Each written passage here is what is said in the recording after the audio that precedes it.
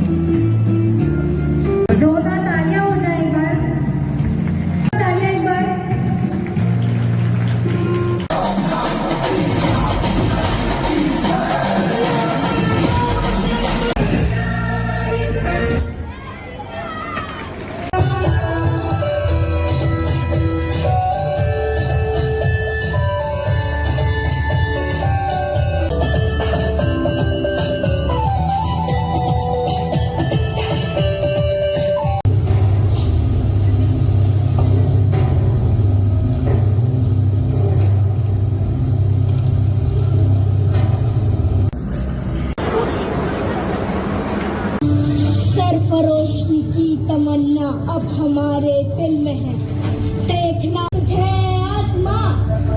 हम अभी से क्या बताएं, क्या हमारे दिल में है।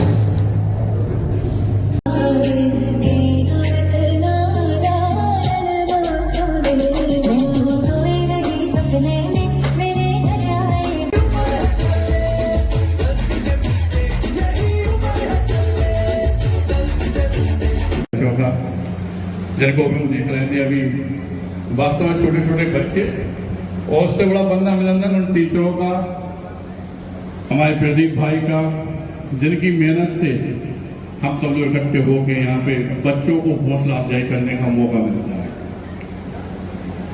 आप लोग माँ बाप भी बैठे हुए हैं, बच्चे भी बैठे हुए हैं। हम लोग अभी आज़ादी की बात कर रहे थे, लेकिन सत्यता ये है कि हम लोगों ने अपने विचारों में अभी आज़ादी पाई ही नहीं है। जिस समय देश आजाद हो रहा था उस समय कोई जात पात नहीं थी। हर जात का आदमी सिर्फ एक ही सोचता था कि हमें यह देश आजाद चाहिए। भगत सिंह और ना जाने कितने ऐसे लोग हैं जिन्होंने अपनी जिंदगी कुर्बान कर दी इस देश के लिए।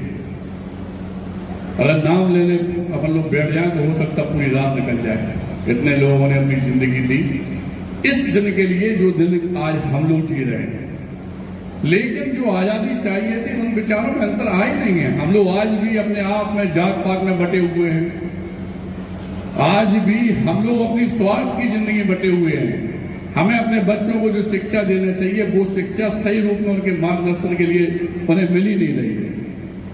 सत्यता ये है कि अगर जात पात इस पृथ्वी से हटा दी जाए, हमारे भारतवर्ष से हटा दी जाए, तो भारतवर्ष हमारी समझ में जितना गौरवान्वित हो सकता है और एक सशक्त राष्ट्र के रूप में हम लोगों के सामने, हम लोग इस भारतवर्ष की जो कल्पना करते हैं वो हमारे सामने हो सकता है। इस जात पात के मैल को हटाने के लिए मैं डॉक्टर संदीप सराव जी ने काफी प्रयास किए।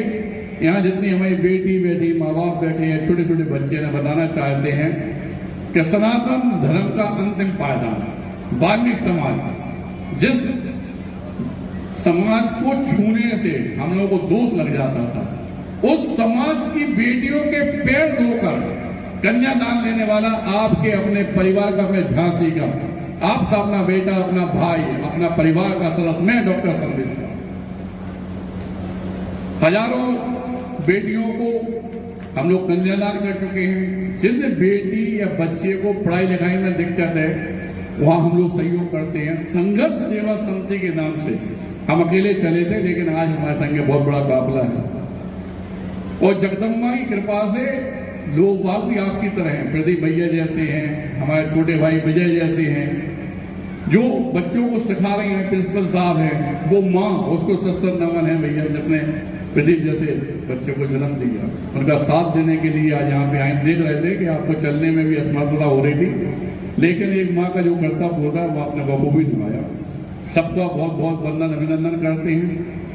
और इन बेटियों को जो हमारे यहाँ बैठी हुई हैं, जितनी बेटी इस बात को सुन रही है कि बेटा बुंदेलखंड में जो बीजांगना महारानी लक्ष्मीबाई की धरती है, एक कल्पना करो आप कि जिस समय वो छोटी सी बेटी 1 साल का बच्चा मान के उन अंग्रेजों से लड़ने के लिए पहुंची जिनके सामने आदमी खड़े होने में थरथराता था।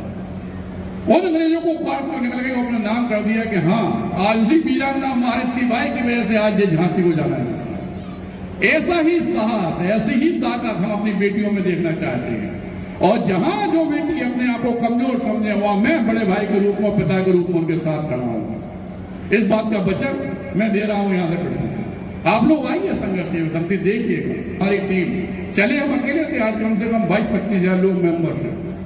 सारे लोग एक साथ होकर उस परिवार का साथ देते हैं जो अपने आप को कमजोर समझता है। अगर कोई बेटी वास्तव में परेशान है, कोई बेटा परेशान है, आंखें बंद कीजिए सिर्फ 2 सेकंड के लिए, ये सोचिए कि हमें खुद की बेटी है, आपको उस बात का आंसर मिल जाएगा कि हमें क्या करना है। इस समाज सेवा जो हम कर रहे हैं, इसमें बस एक प्रतिज्ञा हम यहाँ के लोग गाँव चाहते हैं कि 2 कदम जरूर साथ चलिएगा। इस बात को देखिएगा कि वास्तविकता में हम लोग जिस तरह से काम कर रहे हैं उसमें आपका साथ और प्यार बहुत जरूरी है।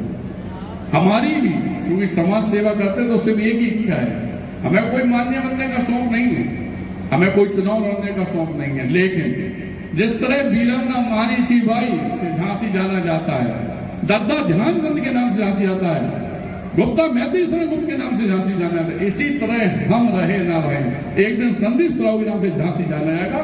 बस यही हम चाहते हैं और धन्यवाद करना चाहते हैं सभी पेरेंट्स का, हमारे बच्चों का, हमारी बहनों का, हमारी बेटियों का। बहुत बढ़िया प्रोग्राम, बहुत बढ़िया। आप लोगों को हार्दिक अनंत शुभकामनाएं पूरे school. Thank you very much.